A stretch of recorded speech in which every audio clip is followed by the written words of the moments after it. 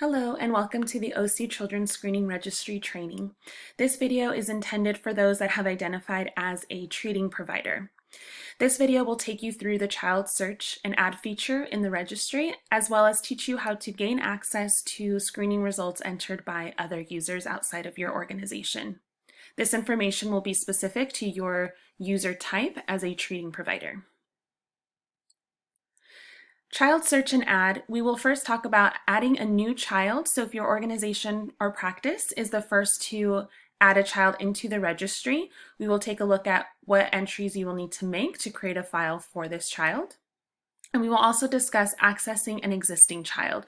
So if you have a patient that is maybe new to your clinic, but has already been entered into the registry by another program in the community, you would want to add information to that child's existing file rather than add them separately. So when you are adding a new child, you will click on the search and add feature in the registry. This is typically the page that opens up as soon as you log into the registry. If it's not, you can always access the child search and add feature on the left-hand side in the purple navigation bar. Once you're there, you'll see 4 required fields that you need to enter to search or add for a child. So go ahead and enter the child's information and then click search. If this child is not in the OC Children's Screening Registry, you may see no records to display. You also may see a variation of this child's name with a different last name with a different date of birth. It is up to you to judge whether or not this child is a match within the registry. This example is pretty clean because there are no partial matches. Just know that there is a possibility for you to see some partial matches that are not a true match for this child. If you do see some partial matches, you'll want to bypass those incorrect choices and click Add New Child. If you see an example like this, no records to display, that also indicates that you would want to add the child. Next, you'll be taken to a child demographic and caregiver demographic page for you to enter information to create a child's file. Please note that the 4 fields you searched with are now grayed out. This means you can no longer make changes to these areas. So if you have made a mistake in the child's name, date of birth, or sex, please hit cancel and go back to the child search ad, and you can make those corrections during your next search. Otherwise, please continue to fill in the required fields on this page and click Save. I would like to highlight the prematurity question under the date of birth. Was child 3 or more weeks premature? The options for this dropdown are yes, no, or don't know. If you choose yes, you'll be prompted to answer how many weeks the child was premature, and it will calculate an adjusted date of birth for you. This is important because the registry will calculate whether you completed the correct interval for a child or you've done a screening that is appropriate for their age based on their date of birth or their adjusted date of birth. So please make sure to answer that question accurately. If you hit save and you've missed some areas, it will alert you as what you need to complete. This is what a child's homepage will look like. At the top, you'll see a child summary, which will show the child's demographic and caregiver information. Below that, you will see child's screenings. This will list all the screenings that a child has received. Below that, you will see Help Me Grow information. Anytime you add a screening result for a child, you will have the ability to make referrals. Those referrals will be discussed in more detail in later videos.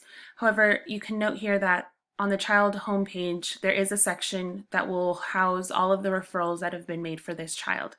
This Help Me Grow information will list referrals made to Help Me Grow, as well as the outcomes of those referrals that were made. You also have the ability to track other referrals that you've made to additional organizations or programs, and that list will be shown here.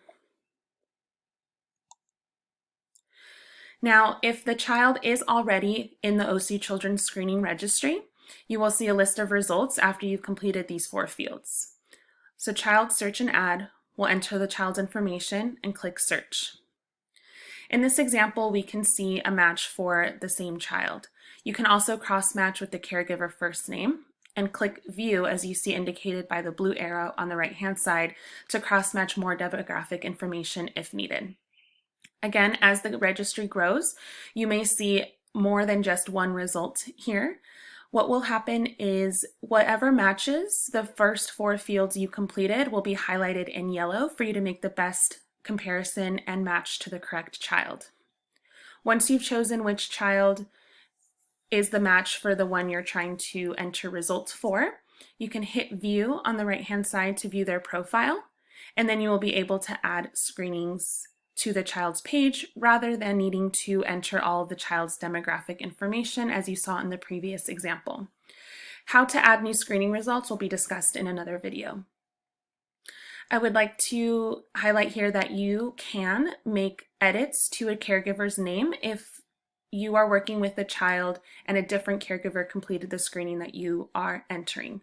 Although the file was already created by another user, you will have the ability to update an address, phone number, or caregiver name to the file.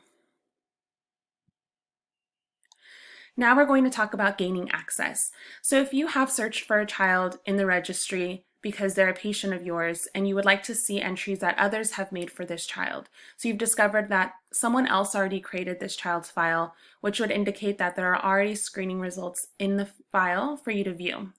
If you would like to see a child's developmental history over time or see results of a screening that they may have recently completed with another organization, you can gain access to those files by doing the following. As a treating provider, you can attest that you have a treatment relationship with the child that would warrant a benefit to the child if those screening results were shared. If you are entering a child for the first time, you have the ability to make that attestation from the very beginning. This means that as screening results come in for the child as they are a patient of yours, you will automatically be able to view those results. You only need to attest once per child. So this would be, if I'm entering David Hernandez here as a new child, I will be prompted to attest that I have this treatment relationship. If I'd like to do that now, I can check the box here and then save. If I don't want to do this at this time, it does not stop me from entering my own screening results. You can see the Add New Screening Results button on the bottom. You can leave the box blank and go ahead and add new screening results without attesting. If a child is already in the registry with previous entries made by other users, you will notice that you can see the child's first name, last name, date of birth, sex, and a caregiver first name. You will see that they have screening results, but you don't have the authorization to see those results. You will then be given the option to complete an authorization here, which means checking that box to attest. This reads, if the child is listed above, you can either attest to having a treatment relationship with the child by clicking here, View to add new screenings to the existing child. So if you'd like to bypass the attestation, again, it doesn't stop you from entering your screenings. You can click here to attest or click View to enter your own screening results without attesting. If you are going to attest, you would always be able to view that checkbox in the child summary page under View Authorization, as is indicated here.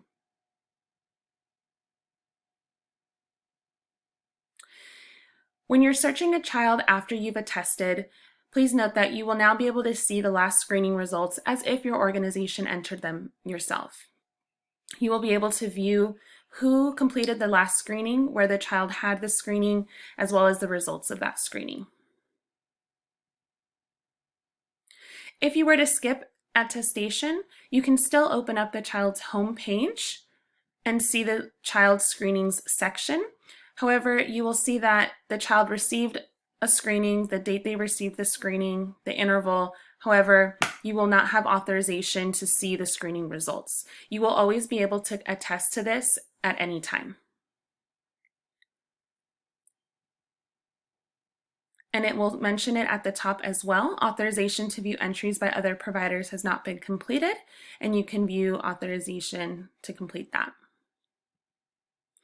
Again, you can bypass this attesting and add your own screening results if you have no interest in viewing what results were done with a different program.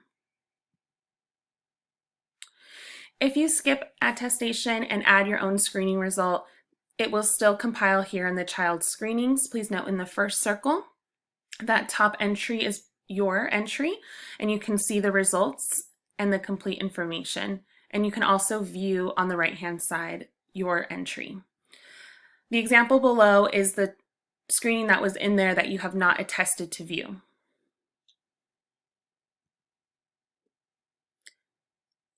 You can add authorization there as well. Thank you for watching this video. If you have any questions, please feel free to contact us, and we will see you in the next video.